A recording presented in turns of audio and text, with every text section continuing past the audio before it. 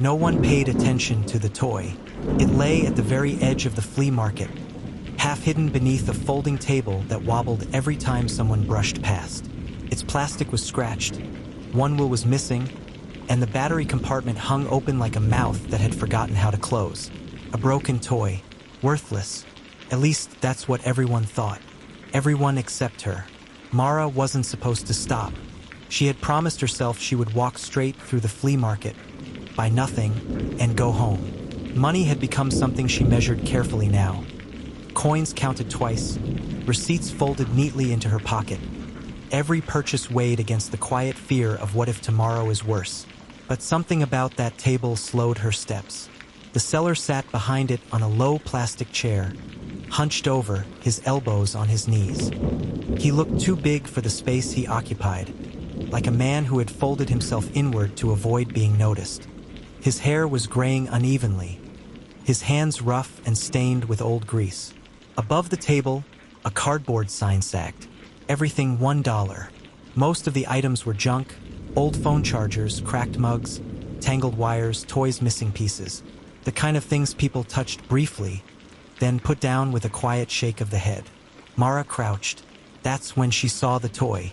It was a small mechanical dog, the kind that used to bark and wag its tail when you pressed a button.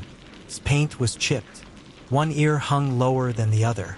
Someone had tried and failed to tape the battery cover shut. She picked it up gently, as if it might feel pain. The seller glanced up. "That one don't work," he said quickly. "You don't want that." Mara looked at him. His eyes were tired, but sharp, watchful in a way that suggested he'd learned to expect disappointment. "Still $1?" she asked. He hesitated. "Yeah," he said, "but it's broken." She turned the toy over in her hands.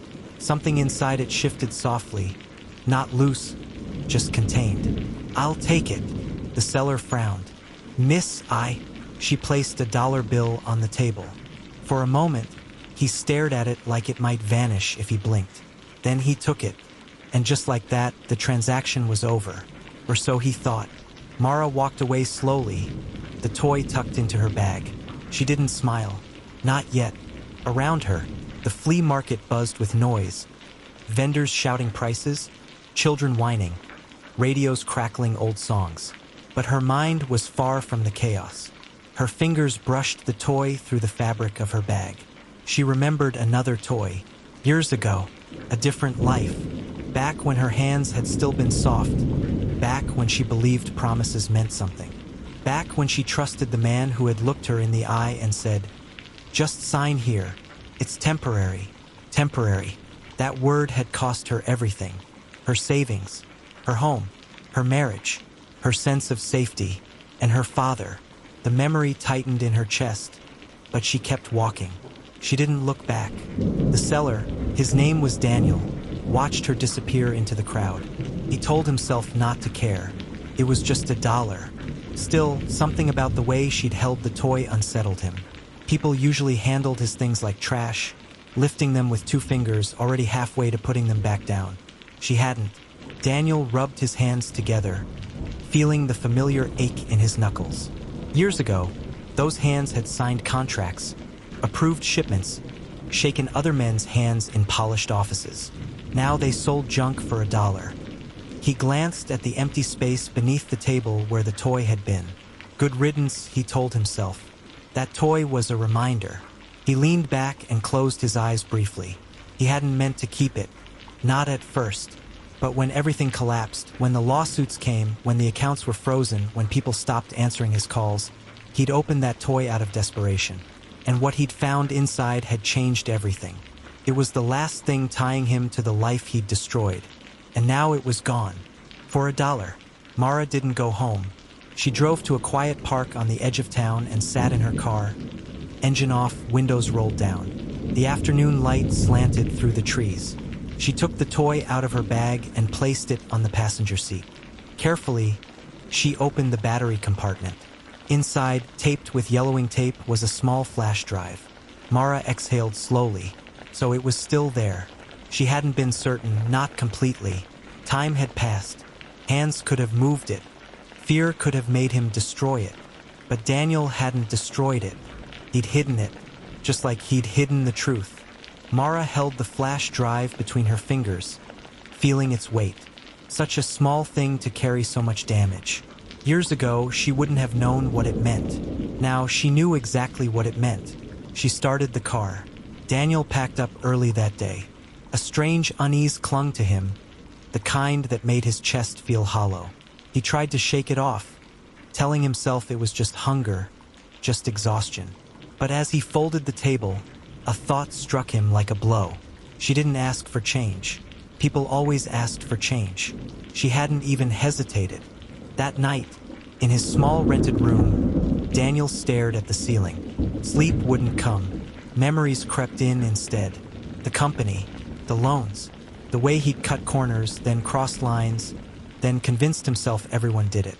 And the people who had trusted him, especially her, Mara Lane, the quiet accountant who'd raised concerns in a meeting once, voice steady but eyes nervous. He'd smiled at her then. He'd told her she was mistaken. Later, he'd destroyed her career with a few carefully placed lies. She'd never known why her life unraveled so fast. Until now. 3 days later, Daniel was back at the flea market when a shadow fell across his table. He looked up. It was her. She stood there calmly, hands folded in front of her, eyes unreadable. His heart stuttered.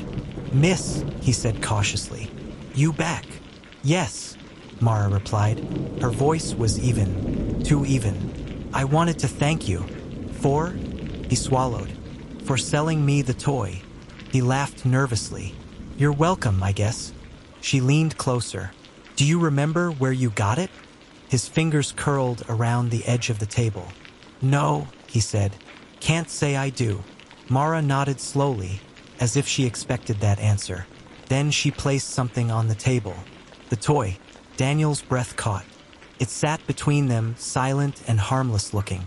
"I fixed it," she said softly. "That's good," he managed. She met his eyes. "Do you want to see what it does now?" His mouth went dry. "What do you mean?" Mara reached into her bag and pulled out a tablet. She tapped the screen, and suddenly his voice filled the air.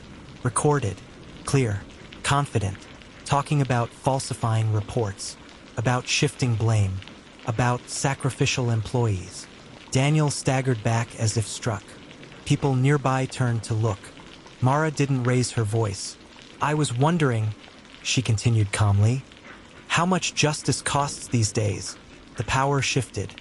Instantly, Daniel reached for the toy, but Mara pulled it back. "Don't," she said.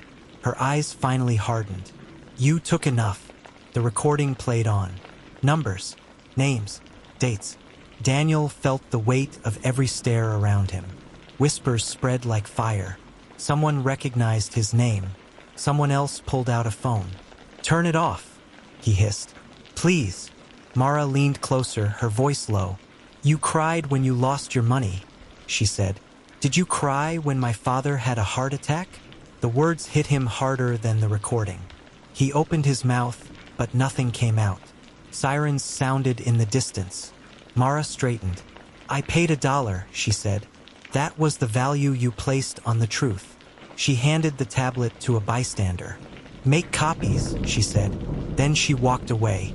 Daniel didn't run. He couldn't. When the authorities arrived, he sat down slowly, his shoulders sagging. The toy lay on the table, forgotten. By the end of the week, the story was everywhere. Documents surfaced. Other victims spoke. Patterns emerged. Daniel's tears made headlines. But Mara didn't watch the news. She visited her father's grave instead. She placed the toy beside the headstone.